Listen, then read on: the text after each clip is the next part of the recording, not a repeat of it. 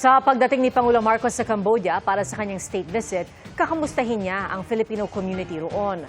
At mula sa Phnom Penh, Cambodia, nakatutok live si Jonathan Andal. Jonathan? Pia, Susday o greetings mula rito sa Phnom Penh, Cambodia. Alas 5 ngayon ng hapon dito, atrasado ng 1 oras kumpara dyan sa Pilipinas. Nandito ko ngayon sa loob ng isang hotel at ang nasa likod ko ay yung mga overseas Filipino workers dito na kukumustahin mamaya ni Pangulong Bongbong Marcos bilang bahagi ng kanyang 3 araw na state visit dito sa Cambodia.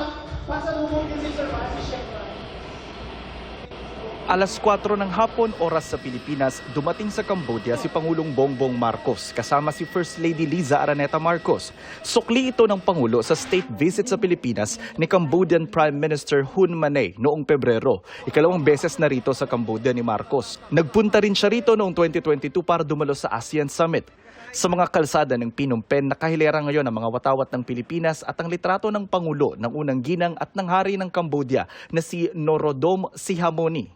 Bukas, makikipagpulong ang Pangulo kay Cambodian Prime Minister Hun Manet. 3 kasunduan ang pakay niyang makuha rito sa higher education o kolehiyo, air services at laban sa transnational crimes gaya ng mga Pilipino na nabibiktima ng human trafficking at ginagawang scammer dito sa Cambodia. Makikipagpulong din siya sa mga business leader dito para pag-usapan ang pamumuhunan ng mga negosyante sa Pilipinas at Cambodia. Sabi ng Department of Foreign Affairs o DFA, umaasa silang sa pagtatapos ng state visit, darami ang mga turistang Cambodian sa Pilipinas at mapalalakas ang pag-e-export dito ng mga produktong Pinoy. Sabi ng ating ambassador sa Cambodia na si Flerida Ann Camille Mayo, nasa 10,000 na ang mga Pilipino rito as of 2024. Karamihan mga guro, mga supervisor sa mga pabrika at mga misyonero.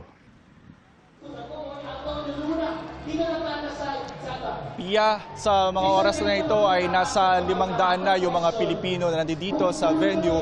Darating po si Pangulong Bongbong Marcos dito 7:30 ng gabi, oras dyan sa Pilipinas. Yan muna ang latest mula rito sa Phnom Penh, Cambodia. Balik sa iyo, Pia. Maraming salamat, Jonathan Andal.